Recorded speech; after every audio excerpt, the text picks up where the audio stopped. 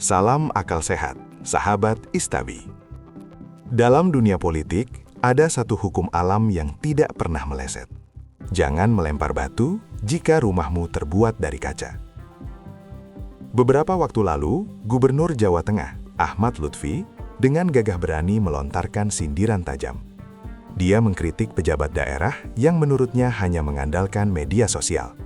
Dia menyebut mereka gubernur konten, sebuah frasa merendahkan yang secara tersirat dialamatkan kepada tetangganya, Gubernur Jawa Barat, Deddy Mulyadi.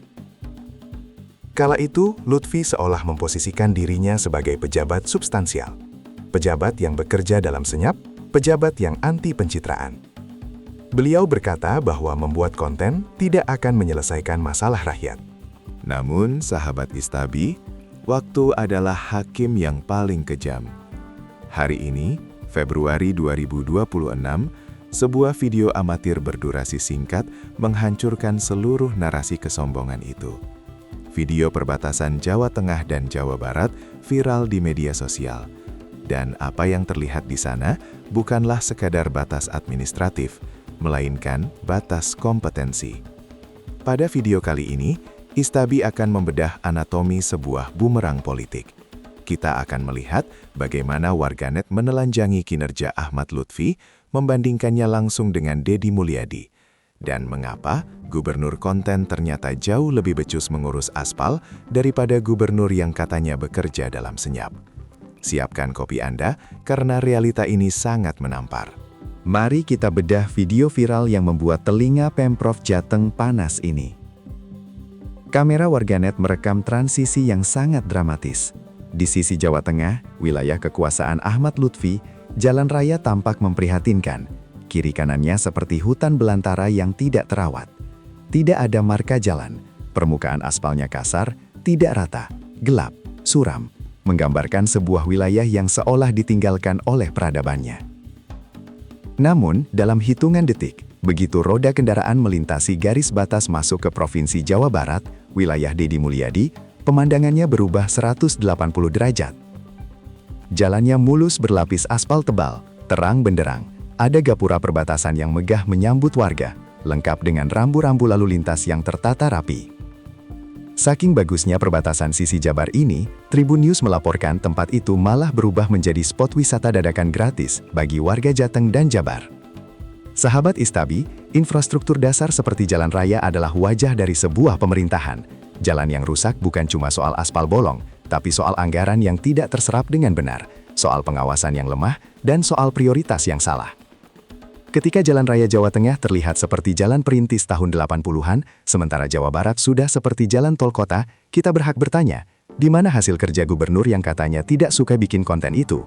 Sindiran gubernur konten dari Ahmad Lutfi kini berbalik menghantam wajahnya sendiri dengan kecepatan penuh.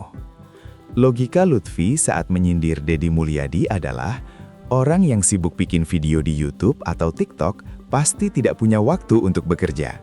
Konten itu dianggap kosmetik untuk menutupi kelemahan. Tapi, fakta di lapangan membuktikan sebaliknya. Deddy Mulyadi, KDM, memang sangat aktif di media sosial. Dia merekam saat dia marah pada kepala dinas, saat dia mengecek irigasi, saat dia memantau proyek aspal.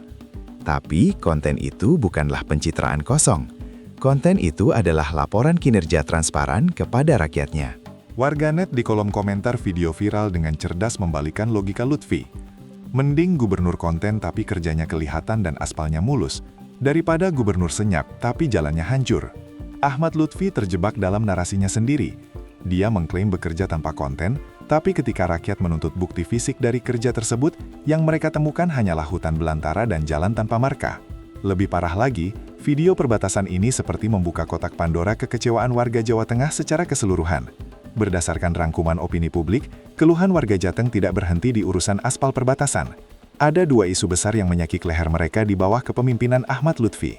Pertama, infrastruktur yang buruk secara masif. Bukan cuma di perbatasan, tapi jalan-jalan kabupaten dan provinsi banyak yang kondisinya mirip arena off-road. Kedua, pajak yang naik drastis. Sahabat Istabi, ini adalah kombinasi yang mematikan bagi seorang pemimpin. Warga dipalak dengan pajak yang tinggi, tapi uang pajak itu tidak kembali dalam bentuk pelayanan publik dan infrastruktur yang memadai. Uangnya lari kemana? Jika jalanan masih gelap dan berlubang, apakah anggarannya habis untuk rapat di hotel atau studi banding yang tidak ada ujung pangkalnya? Ketika Deddy Mulyadi sibuk membangun gapura dan memastikan jalan perbatasannya terang benderang untuk keselamatan warganya, warga Jateng justru merasa dianaktirikan oleh pemimpinnya sendiri. Sahabat Istabi, kita membahas peristiwa yang tampak sepele namun sangat syarat makna ini. Pelajaran berharga dari kasus perbatasan Jabar Jateng ini adalah kinerja tidak bisa dipalsukan. Anda bisa menyewa ribuan buzzer untuk membersihkan nama Anda di internet. Anda bisa berpidato dengan bahasa tingkat tinggi menyindir lawan politik. Tapi Anda tidak bisa berbohong pada aspal, pada lampu jalan, dan pada roda motor rakyat yang melintasi jalan tersebut setiap hari. Kepada Bapak Ahmad Lutfi, izinkan Istabi memberi saran gratis. Berhentilah mengurusi cara orang lain bekerja. Jika Deddy Mulyadi suka membuat konten, biarkan saja, selama jalan di Jawa Barat mulus tanpa lubang. Tugas Bapak bukan menjadi kritikus media sosial untuk gubernur lain. Tugas Bapak adalah memastikan warga Jawa Tengah tidak merasa sedang masuk ke zaman purba setiap kali mereka melintasi perbatasan provinsi. Rakyat tidak butuh pemimpin yang jago nyinyir. Rakyat butuh pemimpin yang jago kerja. Saya Istabi, mengawasi batas negara, batas provinsi, dan batas akal sehat pejabat kita.